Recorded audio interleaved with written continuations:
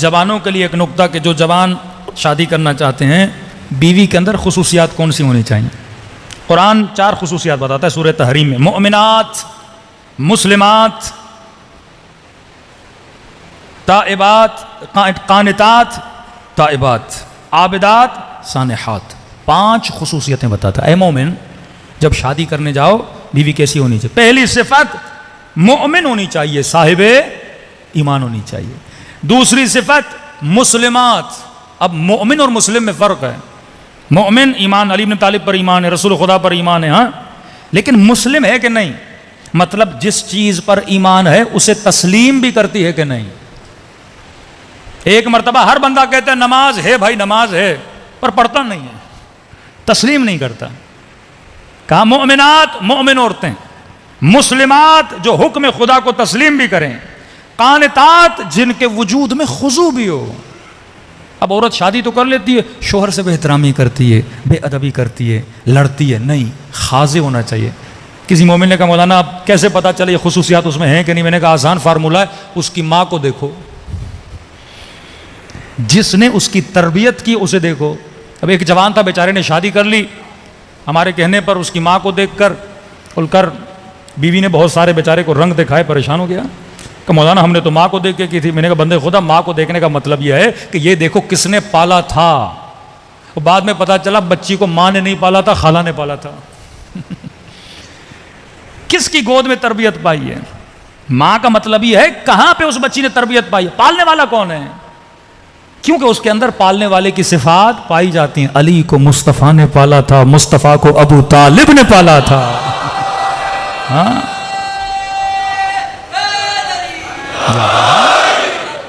पालने वाले की,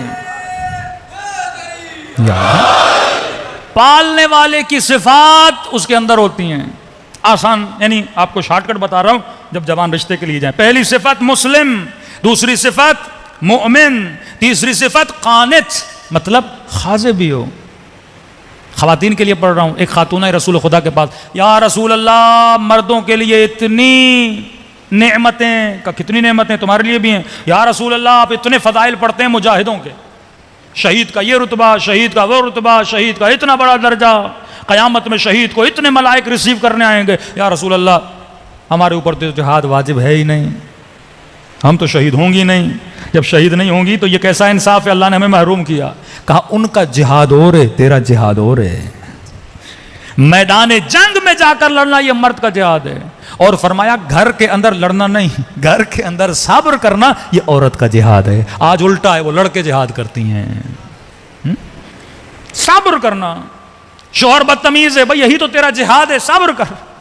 मर्द मैदान जंग में तीर खाता है, गोलियां खाता है, बदन कटता है।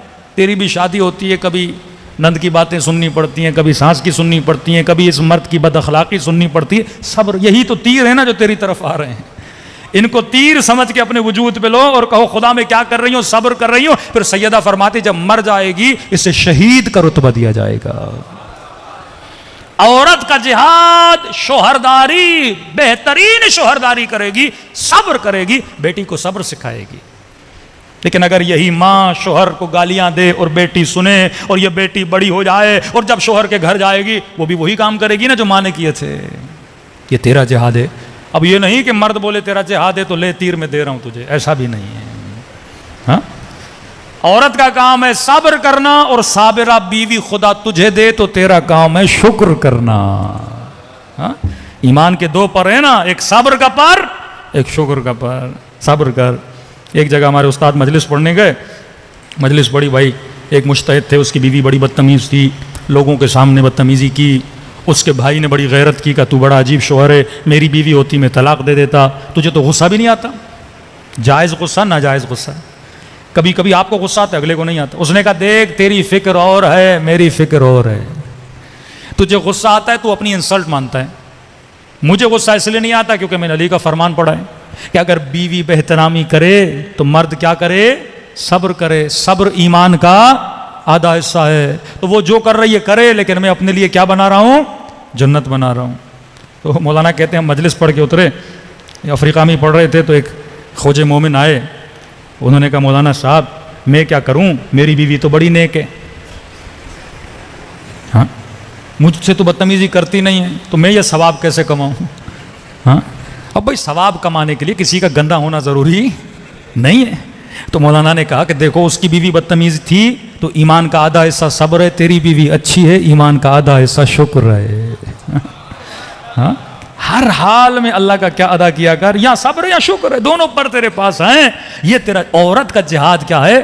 तो पहली सिफत मोमिन, दूसरी सिफत मुस्लिम, तीसरी सिफत कानित खाज़े, चौथी सिफत ताइबात, अहले तौबा हो। अहले तौबा का मतलब जो गलती करे उसे गलती का एहसास हो। जिद्दी औरत से शादी न करना जो अटक जाए, हाँ गलती की है बंदा, गलती पे सब्र करे। आबिदात, जो अल्लाह की आबिदा औरत हो, नमाजी हो, मुत्तकी हो, परहेजगार हो, अहले मुसल्ला हो, अहले ज़िक्र परवरदिगार आलम हो। क्योंकि शिकम में 9 महीना इसने एक बच्चे को पालना है। अब शिकम में बच्चा है, अगर यह आबिद नहीं होगी, इबादत नहीं करेगी, बच्चे पर असर कैसे पड़ेगा? तारीख़ इंसानियत का, आज के ज़माने का सबसे छोटा हाफिज़ कुरान मोहम्मद हुसैन तबातबाई, जिसने 4 साल में पूरा कुरान हिफ्ज़ किया। तो यह कमाल किसका था? मोहम्मद हुसैन तबातबाई का नहीं था, यह उसकी माँ का कमाल था। लोगों ने कहा बच्चा पढ़ना नहीं जानता, हाफिज कुरान कैसे बना?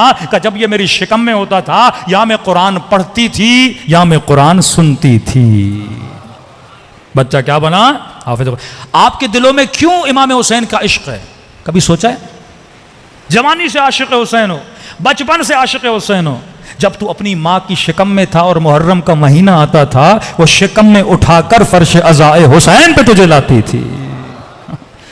शिकम में भी तूने हुसैन की आवाजें सुनी है। और पैदा होने के बाद 2 साल तक तुझे दूध पिलाया, उन 2 सालों में भी तो मुहर्रम आया होगा ना। वो रो भी रही थी, हुसैन का नाम ले भी रही थी, और उस दूध में हुसैन की मोहब्बत को मिला के तुझे पिला भी रही थी। हाँ, ये असर रखता है। तो इंसान को सोचना चाहिए। आबिदात सानेहात, इसका मतलब सानेहात का मतलब यह है जो रोजेदार हो, मतलब ताबे हुक्म परवरदिगार आलम हो। ऐसी औरत का इंतखाब करना, फिर नस्लें तेरी क्या बनती हैं? पाको पाकीज़ा। सलवात पढ़े मोहम्मद वाले मोहम्मद।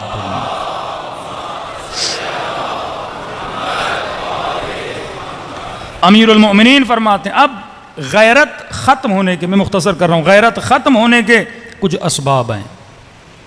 कौन सी चीज़ें इंसान की गैरत को ख़त्म करती हैं?